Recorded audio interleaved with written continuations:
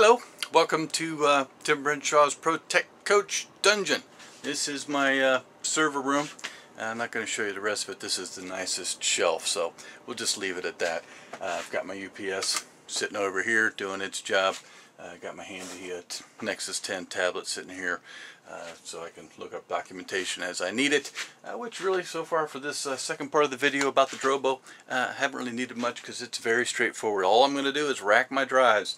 I have got three Western Digital green 2 terabyte drives, so that's 6 terabytes.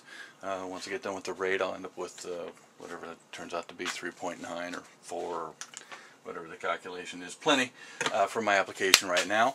I've got 5 drive bays in the Drobo. Since it's a 5N, it's going to attach to my router via the network. That would be the N in the Drobo 5N, 5 bays, network attached.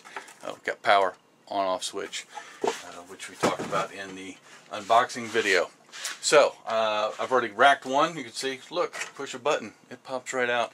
I don't need to pre-install the drives in any kind of a special racking before they slide in. The Drobo, its rack itself, is ready to just snap right into the back plate. Probably impossible to see down in there. Yeah. Anyway, you can just see the back plane down in there. You can see a little reflection. Just snaps straight in. So it's very straightforward. Take the drive, pull the tab out of the way so it slides in clean, push till it snaps, and the catch over here pops over in front of it. It's seated, you're ready to go. As I said, I got 3.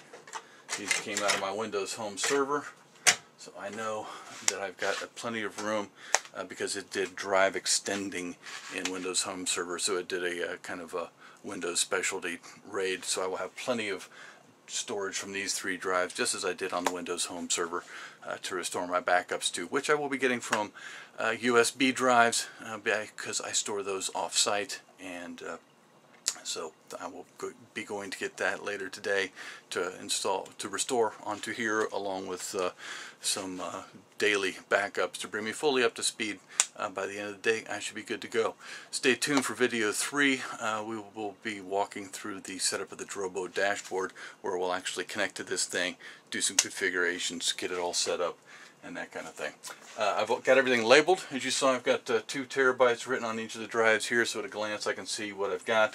And then I've got a cheat sheet that I'll be taping to the top of the Drobo so that I know in each bay exactly the model of the drive in there. So if I need to look something up, if I start to get some kind of error codes, I won't have to take the drive out necessarily to look at it. Although the nice thing with this is, any of these drives start to fail, I get flashy lights, or I look at the dashboard software for Drobo, I can just simply pop the drive, pop in a new one, it'll rewrite the data missing to it.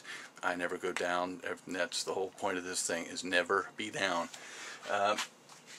That's why it's here, that's what it's for.